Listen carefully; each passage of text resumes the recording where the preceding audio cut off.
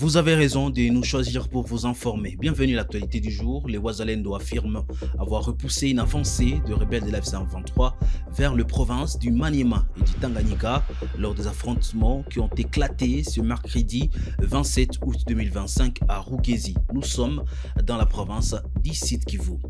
Le ministre de l'Intérieur, Jacquemain Shabani, affirme que les négociations se poursuivent à Doha entre le gouvernement de Kinshasa et la F-123, portant sur le mécanisme de surveillance du cessez-le-feu et la libération de prisonniers. C'est tout pour les sommaires de l'actualité du jour. Bienvenue si vous êtes nouveau, commencez par vous abonner.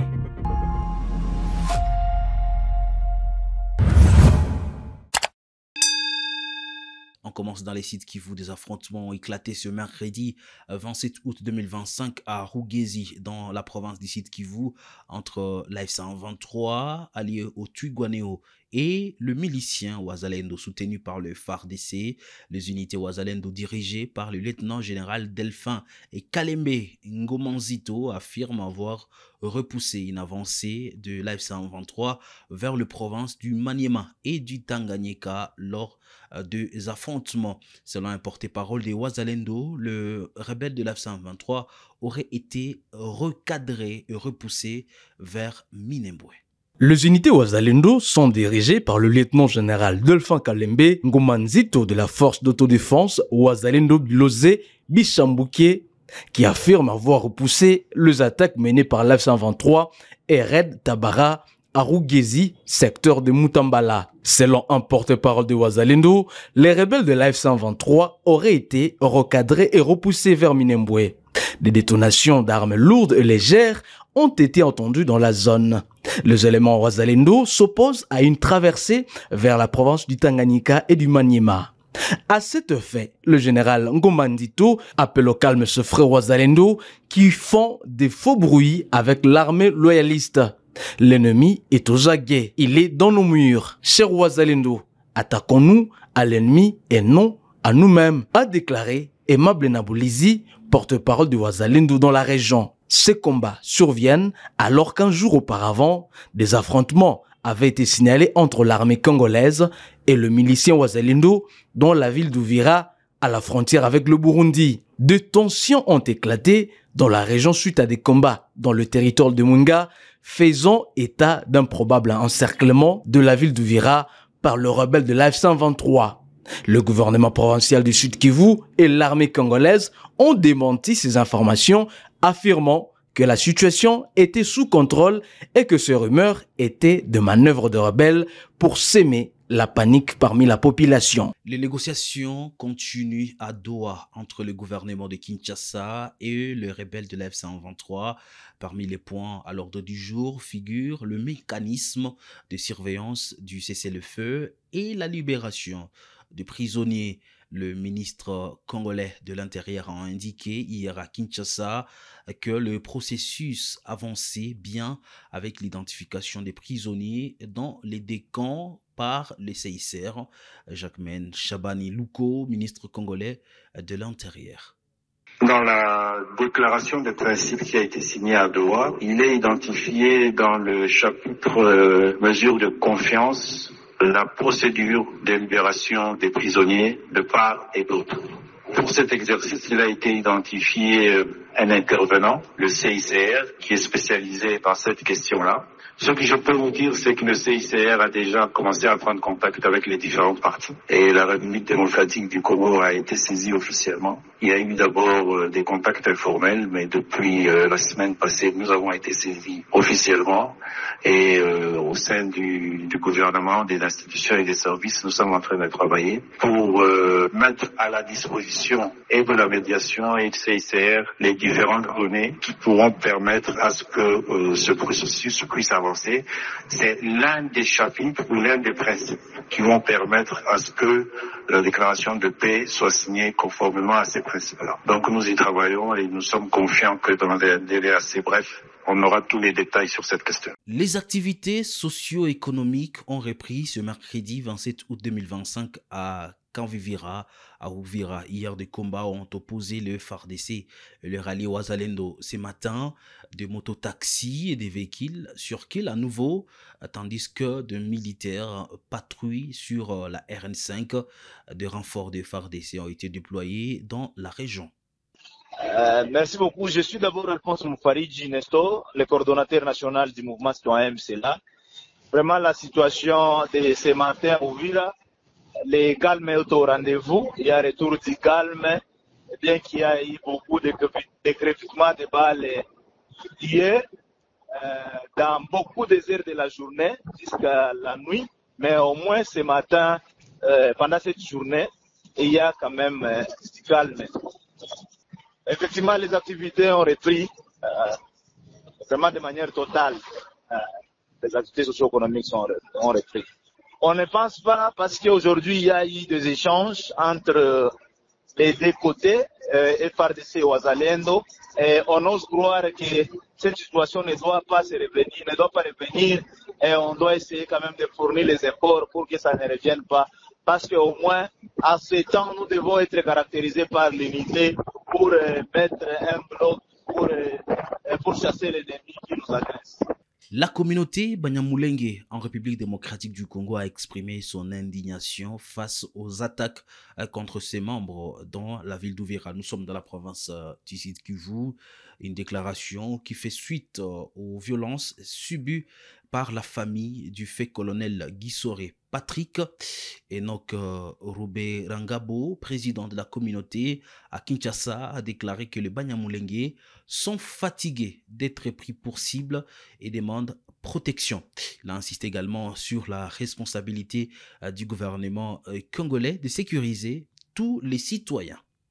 Notre communauté est fatiguée d'être au centre d'une guerre régionale.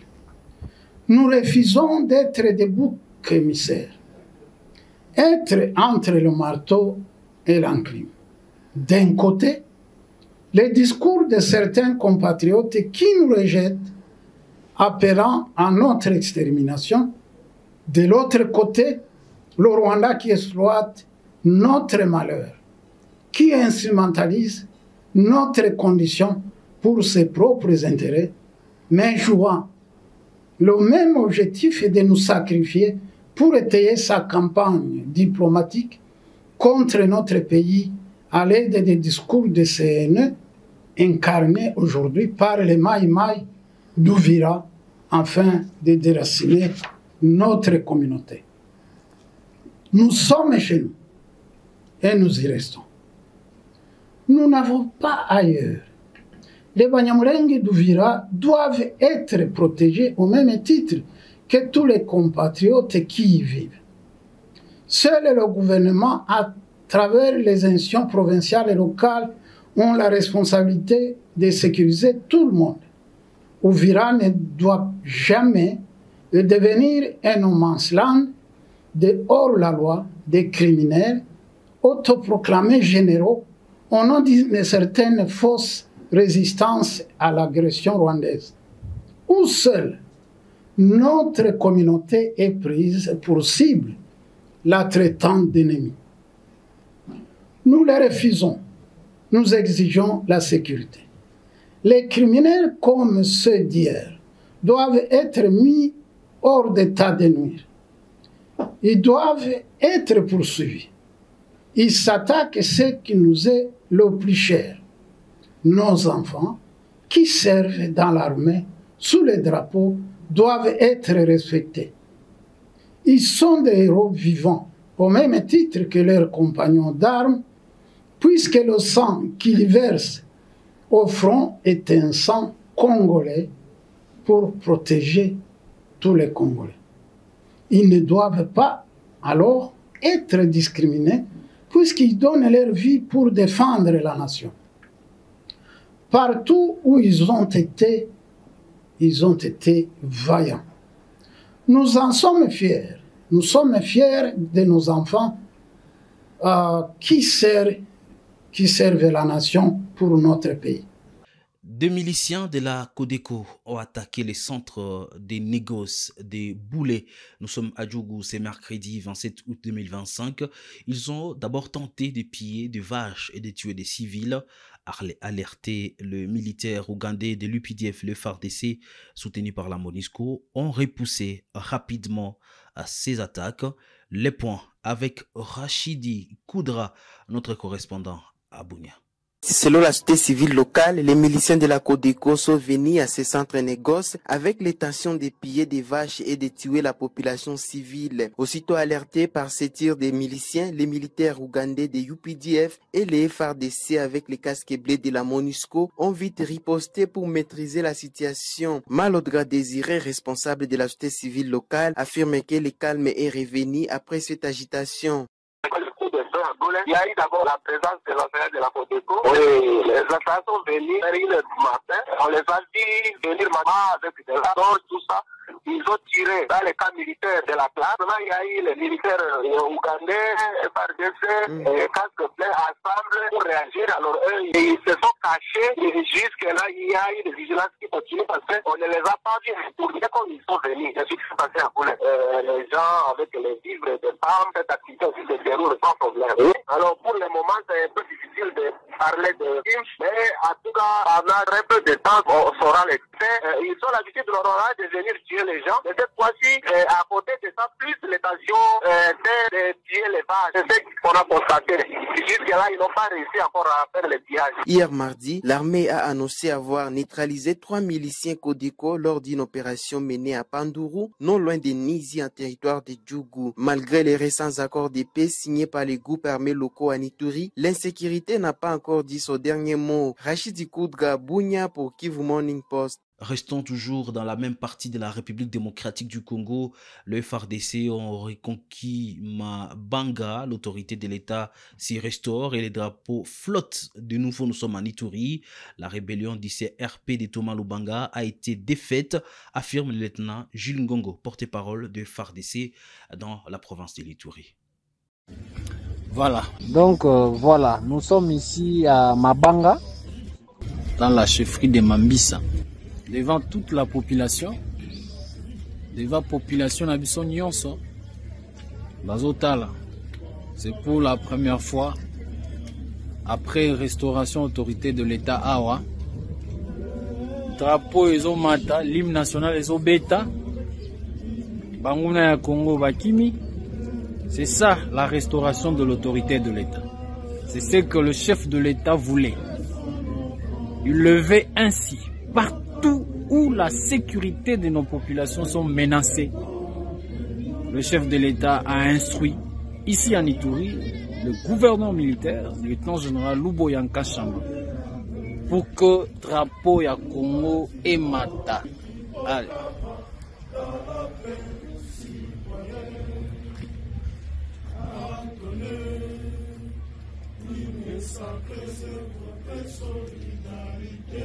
Chantez là-bas.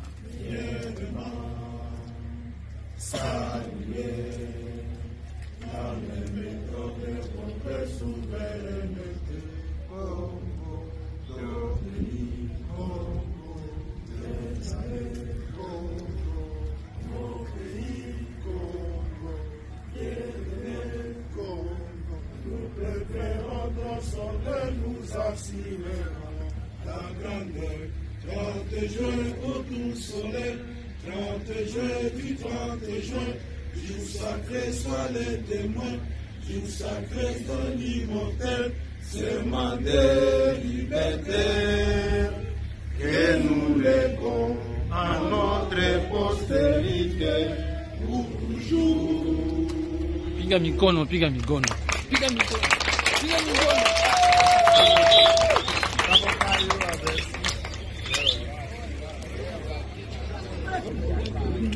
Voilà, désormais, l'autorité de l'État est restaurée ici. C'est l'heure à la consolidation de l'autorité de l'État. Ça va, ou combien? Jina nani? Fura. Uko na fura? Uko na fura? Hapa tuko wapi? Tuko wapi? Mama, kumabanga. Uko na furaha? Niko na furaha. Unafurahi na bajeshi? Mimi nafurahi jinsi Japon napanda kwetu. Iko mbara ya kwanza? Iko mara pili. Mbara pili. Tuka. Tunafurahi sana. Dans chapitre 1, on reste dans la même région. La publication des résultats de l'examen d'État 2025 a provoqué une vague de joie à Bunia, nous sommes à Ituri. Dans plusieurs quartiers, de milliers de lauréats et leurs proches ont envahi les rues pour célébrer la fin de leur parcours scolaire. Les chants et les danses ont résonné dans la ville, transformant les rues en véritable fête. Je suis très heureuse, je ne sais pas comment je peux exprimer ma joie, je suis vraiment très contente parce que j'ai réussi. Je faisais la défilo complexe scolaire Nelson Mandela. Merci, j'ai réussi à bébé. Fati Béton, toujours l'école. À me donner des conseils à prier pour moi grâce à eux. Courage. De laisser ça. Mais selon moi, je suis comme ça. J'ai mon diplôme grâce à mon père. Et grâce à Dieu aussi, parce que c'est lui qui donne tout. C'est lui qui donne tout. Premièrement, d'abord, c'est grâce à mon père. Tu avais combien de poussins?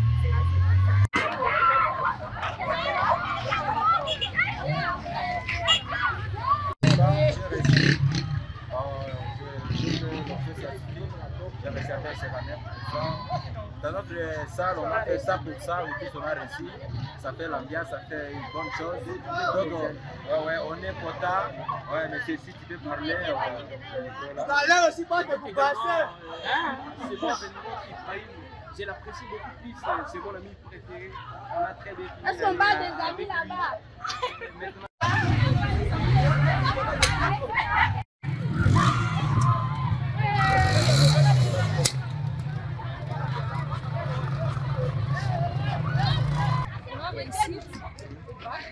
Vous avez reçu quoi?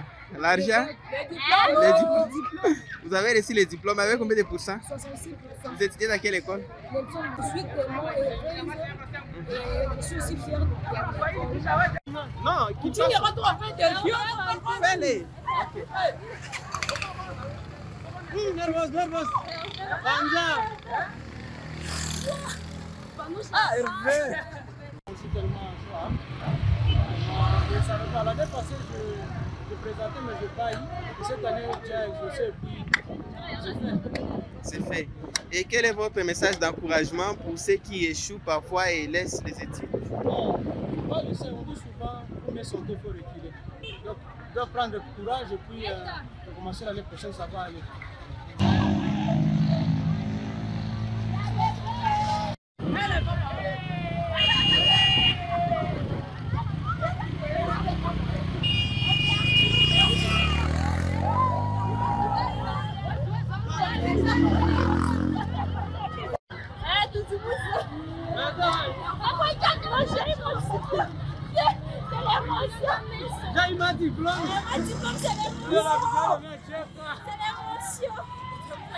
Fin de l'actualité du jour sur Kivu Morning Post. Messieurs, dames, un plaisir de vous informer tous les jours sur ce qui se passe à l'est de la République démocratique du Congo. Likez, commentez et si vous êtes nouveau, abonnez-vous à la chaîne pour ne rien rater sur votre chaîne. Informer pour transformer. Voilà Kivu Morning Post.